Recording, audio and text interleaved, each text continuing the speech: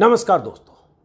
Supreme court के chief justice DY Chandrachud ने आज मोदी सरकार और उनकी डबल इंजन की सरकार यानी मणिपुर सरकार की बखिया उधेड़ कर रख दी। सुप्रीम कोर्ट में सुनवाई के दौरान मणिपुर के मुद्दे पर सरकार की तरफ से पेश देश के सबसे बड़े सरकारी वकील solicitor general of India, attorney general of India बगले झांकने की नौबत से गुजरने लगे, क्योंकि सरकार की तरफ से वकीलों को जो फाइलें दी गई थी, जो जानकारी दी गई थी या जो कागज पत्तर दिया गया था, जिसके आधार पर CJI चंद्रचूड़ की अदालत में चंद्रचूड़ के सामने पेश हुए थे, लेकिन जब उनसे सवाल पूछने लगे चीफ जस्टिस, सवाल मणिपुर की हिंसा को लेकर, सवाल FIR को लेकर, सवाल महिलाओं के साथ हुए अत्याचार को लेकर, सवाल कि 60,000 FIR में महिलाओं के प्रति हिंसा की कितने मामले हैं, घर जलाने के कितने मामले हैं, धार्मिक इमारतों को जलाने के कितने मामले हैं, कैसे आपने इस FIR को बाइफरकेट किया है, क्या डेटा है आपके पास? तो किसी के पास कोई जवाब नहीं था। सॉलिसिटर जनरल ऑफ इंडिया ने एक जगह कहा कि इसका अभी डेटा नहीं है माय लॉर्ड, और ऐसी नौबत इसलिए आए क्योंकि CJI ने आज सरकार की तरफ से पेश वकीलों से मणिपुर के हालात पर गिन गिन कर कई तल्ख सवाल पूछे, और उन सवालों का जवाब देते दोनों वकीलों को नहीं बन पा रहा था। सवाल ये, सबसे बड़ा सवाल जो देश पूछ रहा है बीते कई दिनों से, और जिन सवालों से प्रधानमंत्री मोदी मुंह चुराते फिर रहे हैं, जिन सवालों का सामना वो नहीं करना चाहते, जिन सवालों से बचते हुए सदन में फ्लोर पर नहीं जा रहे हैं, और जो सवाल देश का विपक्ष पूछ रहा है, वही सवाल CJI ने सरकार की तरफ से पेश देश के बड़े वकीलों से पूछा, सरकारी वकीलों से। सवाल ये कि 4 मई को जब मणिपुर में महिलाओं के साथ बर्बरता हुई, नग्न परेड कराया गया, उनके भाई या पिता की हत्या हुई, वीडियो बना, फिर 0 FIR 18 मई को क्यों दर्ज हुई? 14 दिन तक आपकी पुलिस क्या करती रही? फिर सवाल ये कि अगर 18 मई को 0 FIR दर्ज हो गई, तो फिर 20 जून को मजिस्ट्रेट के सामने केस क्यों गया? फिर 1 महीने तक आपकी पुलिस क्या करती रही? फिर सवाल ये कि अगर मजिस्ट्रेट के पास जाने में 1 महीना हुआ, तो फिर 19 जुलाई को वीडियो वायरल होने के बाद गिरफ्तारी क्यों हुई? सवाल ये कि अगर 4 मई की घटना है, तो क्या आपकी पुलिस को पता नहीं था कि वहां इतनी बड़ी घटना हुई है? वो कौन सी ताकत थी जो आपकी पुलिस को FIR करने से, कार्रवाई करने से रोक रही थी? ऐसे ऐसे सवालों का सामना आज सॉलिसिटर जनरल ऑफ इंडिया को करना पड़ा। शायद उन्हें अंदाजा नहीं था कि CJI चंद्रचूड़ सवालों की लिस्ट लेकर बैठे। और आपको पता होगा, CJI ने 19 जुलाई को जब वीडियो वायरल हुआ था, उन महिलाओं का, जिस वीडियो के बाद पूरी दुनिया हिल गई थी, तब 20 जुलाई को CJI ने कहा था या तो आप एक्शन लीजिए वरना हम एक्शन लेंगे। 28 जुलाई की तारीख थी। 2 दिन अस्वस्थ थे चीफ जस्टिस ऑफ इंडिया, इसलिए उनकी अदालत 27 और 28 को लगी नहीं, और आज सुनवाई थी। पीड़िता की तरफ से वो 2 महिलाएं जिनके वीडियो वायरल हुए, उनकी तरफ से कपिल सिब्बल अदालत में पेश हुए।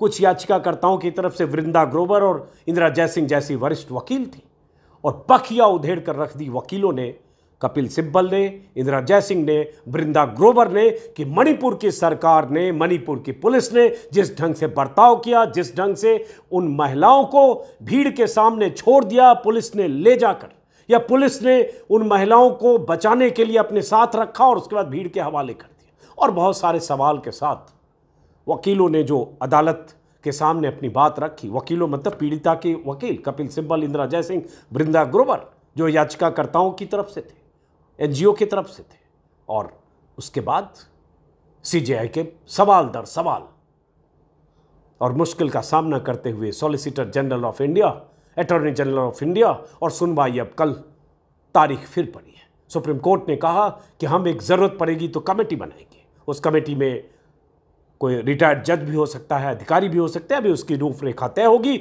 और जो नाम आएगा उसका हम बैकग्राउंड चेक करेंगे। तो आज चीफ जस्टिस ऑफ इंडिया ने तय कर लिया था कि मणिपुर के मुद्दे पर सरकार की लापरवाहियों पर सरकार से सीधे ऐसे सवाल किए जाएं जो सवाल बहुत ज़रूरी है और जिसका जवाब आना ज़रूरी है। सीजेआई की तरफ से जो सवाल हुए, जिस तरह से पूछे गए, और उसी सवालों के बीच, दलीलों के बीच, बहस के बीच सुषमा स्वराज की बेटी जो एडवोकेट हैं, बांसुरी स्वराज, उन्होंने बीच में मणिपुर के बरक्स, छत्तीसगढ़ और बंगाल में महिला अत्याचार का जिक्र किया।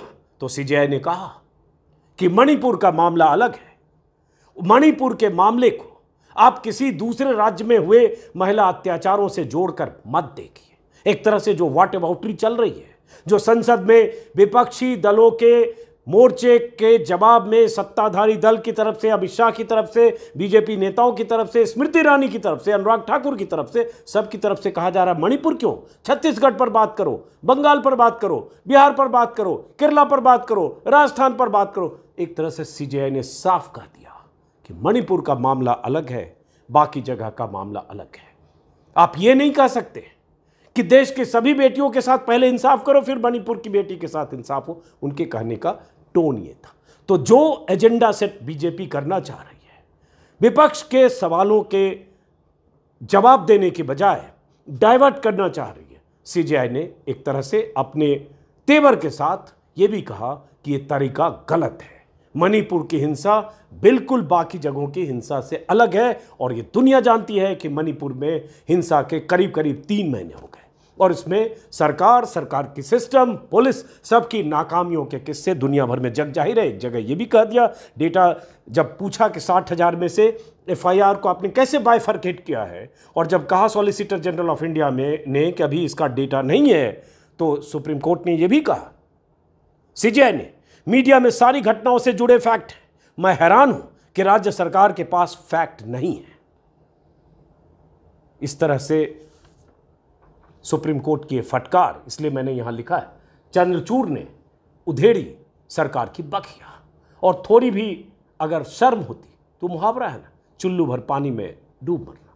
डूब मरने के शाब्दिक अर्थ पर मत जाइए, शर्मिंदा होना। लेकिन क्या यह सरकार शर्मिंदा हुई है? क्या यह सरकार आपको शर्मिंदा होती दिखी है?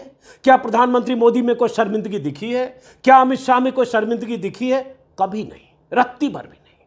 वो तो कभी दुनिया के टॉप 3 इकोनॉमी में भारत को शामिल कराने के भाषण दे रहे हैं प्रगति मैदान में, राजकोट में जाकर गरीबी हटाने की बातें कर रहे हैं, कहीं जाकर कुछ और कर रहे हैं, कहीं फीता काट कर रहे हैं, कहीं उद्घाटन कर रहे हैं, कहीं ड्रोन उड़ा रहे हैं, और अमित शाह बड़ी बड़ी बातें कर रहे हैं, विपक्ष को सिर्फ निशाने पर ले रहे हैं। और यहाँ सुप्रीम कोर्ट जो सरकार को आईना दिखा रहा है, सीजेआई जिन्होंने तमाम तरह के सवालों के साथ ये तक पूछा कि कितने लोग गिरफ्तार हुए, कितने मामले में कार्रवाई हुई, पुलिस ने ढिलाई क्यों की, ऐसे मौके पर पुलिस कहाँ थी, पुलिस ने देर क्यों की, मामले अदालत मजिस्ट्रेट के पास जाने में क्यों देर हुए। और इसके साथ साथ सीजेआई ने यह भी कहा, चीफ जस्टिस ऑफ इंडिया ने, कि मणिपुर में हीलिंग टच की बहुत ज़रूरत है, हिंसा बेरोक टोक चल रही है, इसलिए हम चाहते हैं कि इसकी प्रॉपर जांच हो। और यही होगा अभी कि जो सुप्रीम कोर्ट की तरफ से हो सकता है कल की सुनवाई के दौरान एक कमेटी की तस्वीर सामने आए कि कौन सी कमेटी होगी, कैसी होगी, हाई पावर कमेटी जो पूरे मामले की जांच करेगी।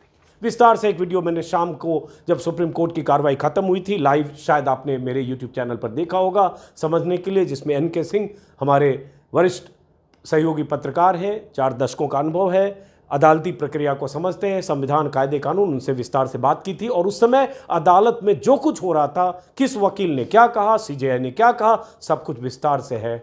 लेकिन बात वही है, थोड़ी भी अगर शर्म होती तो, जो शर्म है नहीं। अब देखना है कि संसद में प्रधानमंत्री मोदी क्या जवाब देते हैं, क्योंकि सवाल तो अब सीजेआई ने भी उठा दिया। अब तक विपक्ष के सवाल को आप खारिज कर सकते हैं कि राजनीति है, विपक्ष राजनीति कर रहा है, या फला जो संगठन है वो राजनीति कर रहा है। अब क्या कहेंगे, क्या सीजेआई भी राजनीति कर रहे हैं? सीजेआई ने वही सारे सवाल उठा दिए चंद्रचूड़ ने, जो विपक्ष उठा रहा है, जो हम जैसे लोग उठा रहे हैं, जो कोई भी संजीदा आदमी उठा सकता है। वो सारे सवाल सीजेआई ने, तल्ख सवाल, सवालों की झड़ी सुप्रीम कोर्ट में पेश हुए, सॉलिसिटर जनरल ऑफ इंडिया और अटॉर्नी जनरल ऑफ इंडिया के सामने की।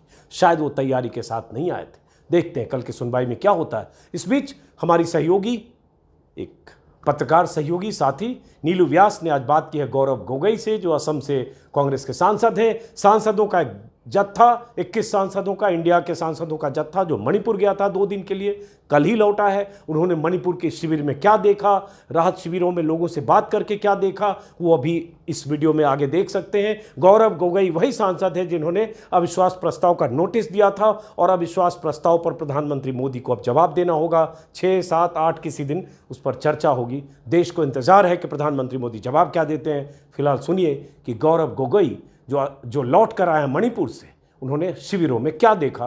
नीलू व्यास उनसे बात कर रहे हैं। आप देख रहे हैं लगातार मणिपुर न्यूज की हेडलाइंस में बना हुआ है, और अभी एक विपक्षी दलों का एक जत्था 21 पार्लियामेंटेरियंस का मणिपुर गया था। वो रिलीफ कैंप्स में भी गए और वहां पर कई लोगों से उन लोगों ने बातचीत की, और ये जत्था वापस आया है। और वापस आकर जितने भी आपने इंटरव्यूज विपक्षी दलों के सुने हैं, उनका यही कहना था कि वहां पे हालात बहुत ज्यादा खराब है, और खासकर महिलाओं, बच्चों की, और जहां जो जो हिंसा को लेकर जो वहां पर जो स्थिति है वो बहुत ज्यादा खराब है। आज इस समय हमारे साथ असम के लोकसभा एमपी गौरव गोगोई हैं, और आपका बहुत बहुत स्वागत है अजीत अंजुम के प्लेटफॉर्म पर। गौरव गोगोई भी उस विपक्षी दलों के जत्थे में थे, और वो लौटे हैं। आज उन्होंने ब्रीफ भी किया है, पार्लियामेंट की जो फ्लोर स्ट्रैटेजी मीटिंग होती है वहां पर लोगों को बताया कि क्या कुछ हुआ। आपका बहुत बहुत स्वागत है गौरव। और सबसे पहला जो मेरा आपसे सवाल है वो यही है कि आपको वहां जाकर जब आप लोगों ने वहां पे लोगों से बातचीत की तो क्या लगा कि वाकई में स्थिति क्या इतनी खराब है जितनी जो देखने में आई है अभी तक? वाकई नीलू जी, क्योंकि लगभग 3 महीने हो चुके हैं और स्थिति सुधरती हुई नहीं दिख रही। बहुत से लोग अभी भी शिविर में हैं। इससे पहले जब इस प्रकार की घटनाएं उत्तर पूर्वांचल में हुई हैं तो 1 महीने के अंदर स्थिति काफी सुधर जाती थी, और 1-1.5 महीने में लोग अपने पुराने जीवन को दोबारा शुरू कर सकते थे। लेकिन लगभग कई वर्षों के बाद मैंने ऐसी परिस्थिति देखी कि लोगों के पास अपने घर वापस जाने का आज भी कोई उपाय नहीं है। सरकार कोशिश कर रही है दूसरे गांवों में उनके लिए कुछ टेम्पररी घर बनाने के लिए, लेकिन कोई भी व्यक्ति अपने घर को नहीं छोड़ना चाहता, अपने खेत को नहीं छोड़ना चाहता। तो लेकिन गौरव, सरकार का ये कहना है गौरव, लेकिन सरकार का ये कहना है कि हालात वहां पर नॉर्मल हो रहे हैं। आपको लगता है कि वो नॉर्मलसी की तरफ बढ़ रहा है इस समय मणिपुर, या हालात जो हमने 1-1.5 महीने पहले या 2 महीने पहले जिस तरीके से हालात सुने थे वही है अभी? देखिए, जो हिंसा हुई थी, जिस प्रकार का जितना हिंसा हो रहा पहले हुआ, उतनी हिंसा तो नहीं हुई। लेकिन क्या बिल्कुल शांत है ये भी कहना गलत है, क्योंकि जो 2 दिन थे दोनों दिन पुलिस फायरिंग हुई, लोगों की मृत्यु हुई, हमारे जाने से पहले पुलिस पर भी फायरिंग हुई। तो ऑपरेशंस अभी भी चल रहे हैं। लगभग 5,000 हथियार अभी भी आम लोगों के हाथों में हैं। आज भी लोग कहते हैं कि जो जिस प्रकार की फायरिंग और वेपन्स का इस्तेमाल किया जा रहा है वो बहुत आधुनिक है। आज भी लोग शिविर में हैं।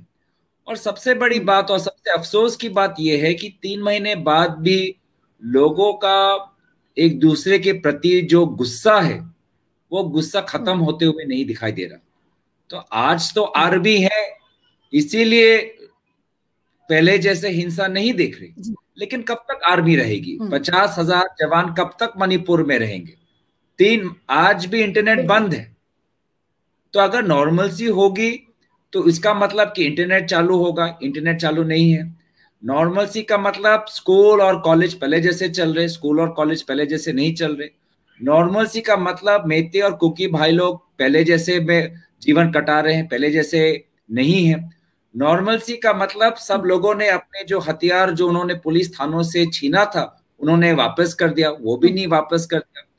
नॉर्मलसी का मतलब अब हिंसा नहीं हो रही, अभी भी शूटिंग हो रही है। तो कौन सी नॉर्मलसी की बात सरकार कर रही है वो ही जाने।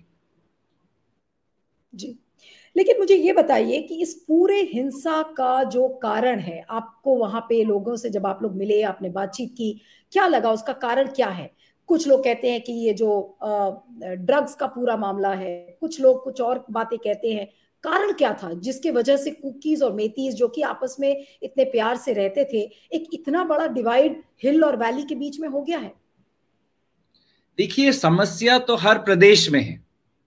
वो चाहे ड्रग्स समस्या हो, वो चाहे दो जनजाति के बीच में समस्या हो, वो चाहे जमीन की समस्या हो, समस्या तो हर प्रदेश में है। और मणिपुर में भी पहले ऐसे कई से समस्या पहले की सरकारें झेल रही थी। लेकिन अगर पहले और आज के परिस्थिति में अगर मैं फर्क देखूं, तो जब बात बिगड़ने लगी, जब हालात बिगड़ने लगे, जो ठोस कदम वहां की राज्य सरकार को उठाने चाहिए थे, जो सतर्कता केंद्र सरकार को दिखानी चाहिए थी, वो सतर्कता और वो ठोस कदम ना दिखाने के कारण वो जो समस्या पहले से ही चल रहे, आज वो एकदम आग की तरह फैल गई दोनों समुदाय के बीच में। और इतना हिंसा, इतना नफरत और इतने लंबे अरसे तक नफरत और ये हिंसा का हुआ। जैसे कि मैंने कहा, कुछ हिंसात्मक घटनाएं हमें जब सुनने को मिले तो वो मई 3 को हुए। जब हम कैंप में गए तो किसी ने बोला कि मई 14 को हमारे साथ हुआ ऐसा, किसी ने बोला कि मई 28 को हमारा घर गांव जला दिया।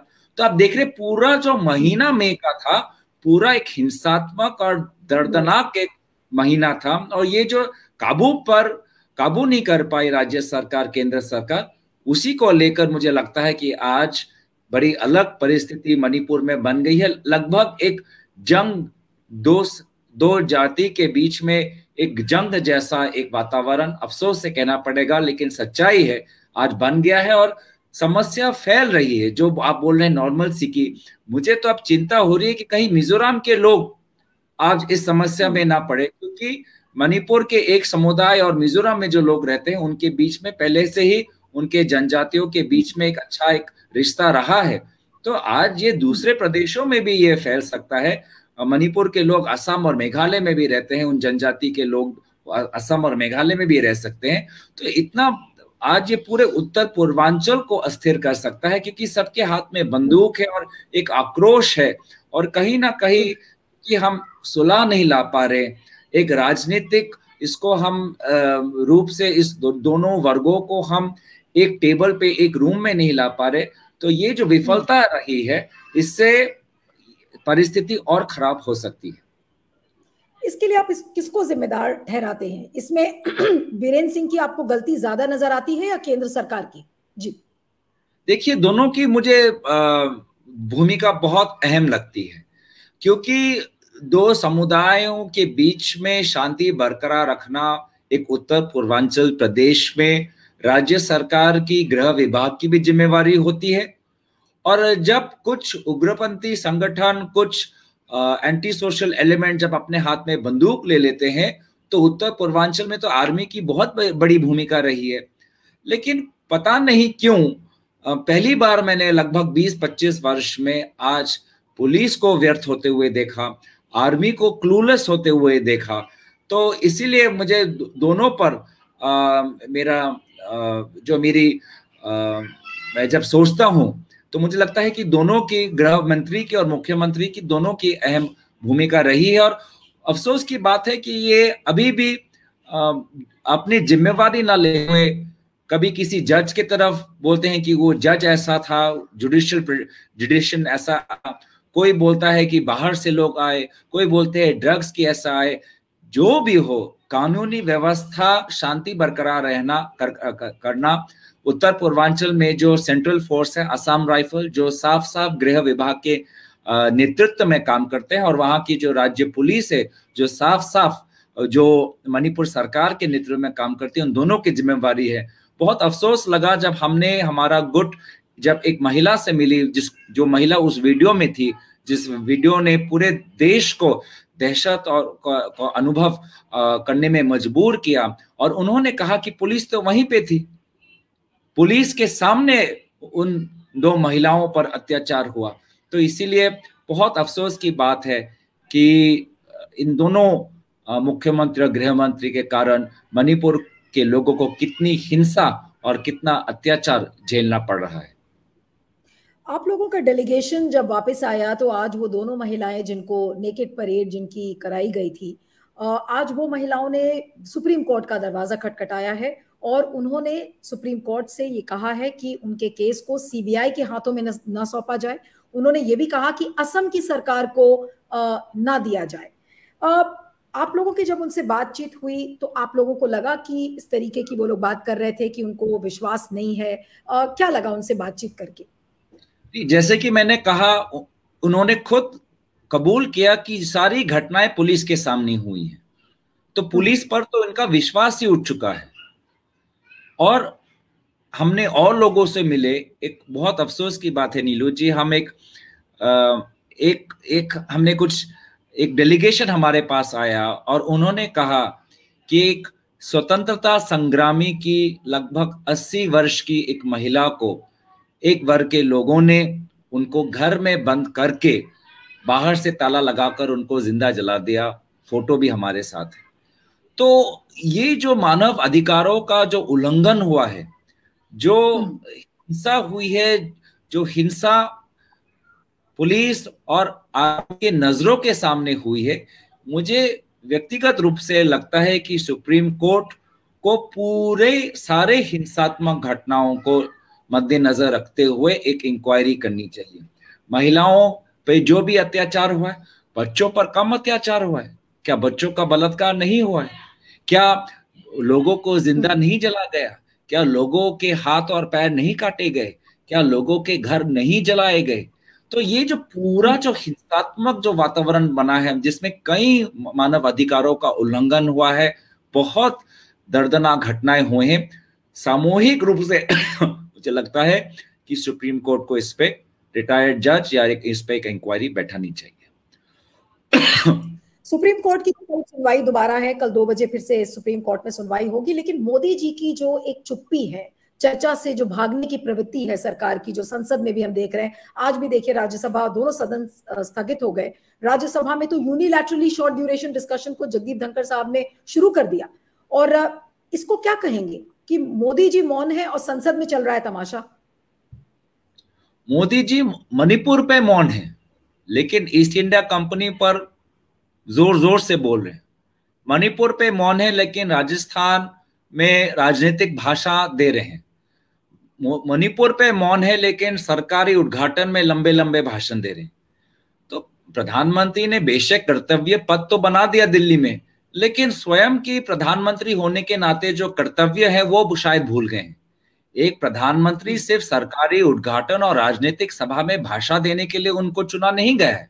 प्रधानमंत्री को देश में जब समस्या होती है तो लोगों के बीच में विश्वास और लोगों को एक नेतृत्व देने के लिए उनको चुना गया है। तो पूरा जो उनका कर्तव्य रहा है मणिपुर के प्रति, वो उस कर्तव्य से भाग रहे हैं, मुकर रहे हैं। और ये हमने पहले भी देखा है कि जब भी प्रधानमंत्री, उनकी केंद्र सरकार या राज्य सरकार किसी प्रकार की उनके तरफ से चूक होती है, तो प्रधानमंत्री मोदी जी पूरे चीज को दबाने की कोशिश करते हैं मौन रहकर। और यहाँ पे भी यही देखा कि अभी कैसे इस मणिपुर को दबाया जाए, मणिपुर इश्यू के महत्व को कम किया जाए।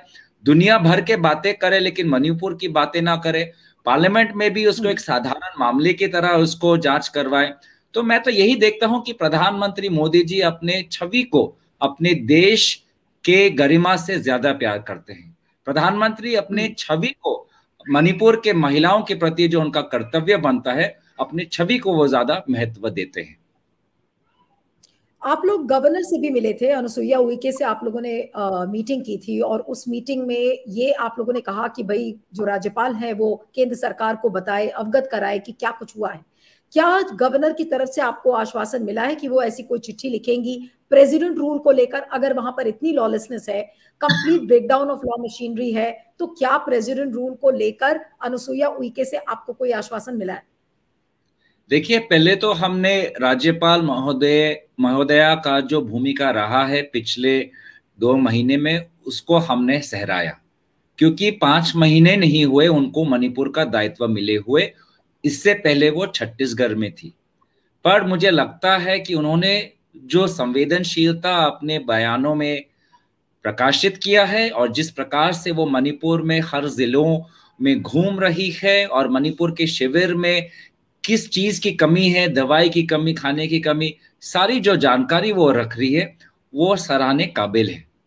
और उन्होंने भी कहा कि इंडिया डेलीगेशन जिस प्रकार से आए हैं, मानव अधिकारों की जो हम बात कर रहे हैं, बार बार दोनों समुदाय के बीच में एक शांति का एक विकल्प निकले, इस पर हम जोर दे रहे हैं। तो उन्होंने भी ये काबिल तारीफ समझा और उन्होंने भी ये कबूल किया कि केंद्र सरकार को इस मामले में नेतृत्व लेना चाहिए।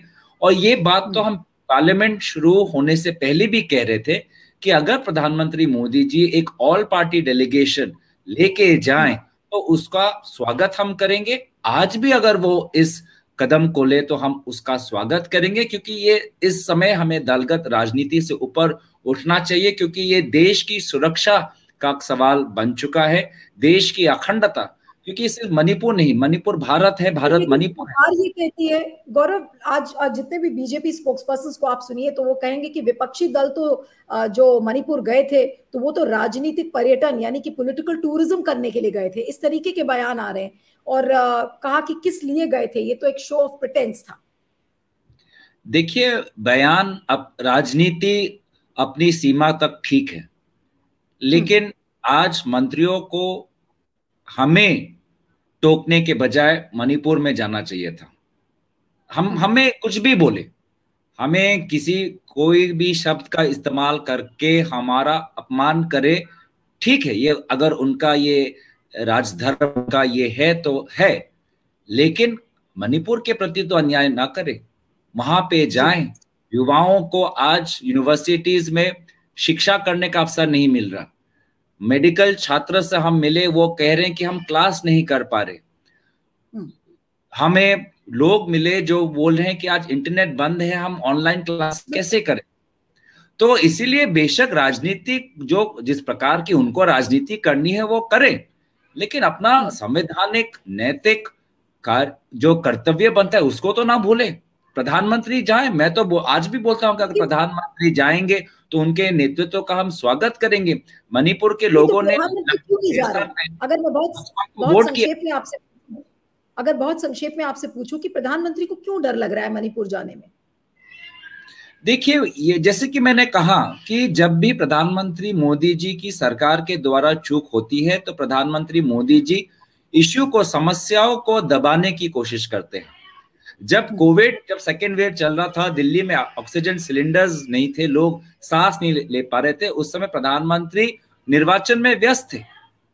जब यहाँ पे मणिपुर में, जब मणिपुर के भाजपा के विधायक जब दिल्ली आकर प्रधानमंत्री से मिलना चाहते थे तो प्रधानमंत्री ने उनको समय नहीं दिया, अपॉइंटमेंट नहीं दिया। वो वीडियो शायद अगर वायरल नहीं होता उन दो महिलाओं पे जो अत्याचार हुआ तो प्रधानमंत्री शायद आज तक चुप्पी बनाए रखते। तो ये मौन उनका एक अस्त्र है इश्यू को, उनके छवि को बदनाम होने से बचाने का। तो और इसीलिए ये सामूहिक दायित्व बनता है ना सिर्फ राजनीतिक दलों का, लेकिन समाज का, मीडिया का, कि जो व्यक्ति, क्योंकि ये सरकार इसकी पूरी शक्ति केंद्रित है प्रधानमंत्री कार्यालय पे। ये प्रधानमंत्री कार्यालय पूरे सरकार को चला रहा है। तो जब इतना व्यक्ति केंद्रित है और केंद्रीय शासित एक सरकार है तो प्रधानमंत्री अगर ठोस कदम उठाएंगे, क्या संदेश जा रहा है कि प्रधानमंत्री फ्रांस में घूम रहे हैं, अपने ही देश में आग लगी हुई है और वो फ्रांस में घूम रहे, अबू धाबी में घूम रहे, अमेरिका में घूम रहे, अमेरिका के पार्लियामेंट के अंदर भाषण दे रहे, और यहाँ पे आके हमारे भारत के पार्लियामेंट में उनको जाने का अवसर नहीं मिल रहा है। क्या संदेश जा रहा है कि उन्होंने नए पार्लियामेंट का उद्घाटन किया, लेकिन पार्लियामेंट के अंदर जो उनका दायित्व बनता है वो दायित्व को नहीं पालन कर रहे हैं। गौरव, एक आखिरी सवाल बस प्रोग्राम को खत्म करेंगे कि ये चर्चा विपक्ष भाग रहा है, या फिर अगर शॉर्ट ड्यूरेशन डिस्कशन भी अगर हो जाए तो कम से कम कुछ तो बातचीत हो जाएगी ना, या फिर इस पर लॉन्ग डिस्कशन को लेकर भी विपक्ष अड़ा रहेगा? और सरकार का रवैया आपको पता ही है, सरकार का एटीट्यूड कि ब्रेजन आउट करना है, किसी तरीके से चर्चा हो ही ना। अभी तो ये भी नहीं पता कि नो कॉन्फिडेंस मोशन पर भी चर्चा होगी या नहीं होगी। तो क्या इस पे आगे इसका सोल्यूशन क्या है? देखिए नीलू जी, अब चर्चा क्यों चाहते हैं? ताकि प्रधानमंत्री मोदी जी और केंद्र सरकार हमको रास्ता तो बताए कि मणिपुर में वो शांति कैसे लाएंगे। नहीं तो कोर्ट में तो गृह विभाग बोल रहा है कि सब शांति है, सब ऐसा हो गया है, नॉर्मलसी आ गई है। तो प्रधानमंत्री और केंद्र सरकार सदन में आके चर्चा के द्वारा देश को बताए कि वो मणिपुर में शांति कैसे ला रहे हैं, मणिपुर के लोगों को संदेश तो दे कि वो अपने वापस करें। इसलिए तो हम चर्चा कर रहे हैं। चर्चा का मकसद क्या है? सिर्फ चर्चा के लिए नहीं, चर्चा के द्वारा हम प्रधानमंत्री से जिम्मेवारी मांगे और उनसे जानकारी मांगे कि वो मणिपुर में दोनों समुदाय के जो अलग अलग राजनीतिक मांग है उसको कैसे वो संजोग में करेंगे। तो इस ताकि हमारा उद्देश्य ये है कि मणिपुर में शांति आए, ये आग और प्रदेशों में ना फैले। इसीलिए हमारा ये कर्तव्य बनता है, इंडिया अलायंस का कर्तव्य बनता है कि हमने जो देखा है, हमने मणिपुर के लोगों का दर्द सुना है, उस दर्द और उनके मन में जो भय है, उस भय को हमें व्यक्त करना है पार्लियामेंट के अंदर। Thank you so much Gaurav, thank you so much for joining, thank you, धन्यवाद।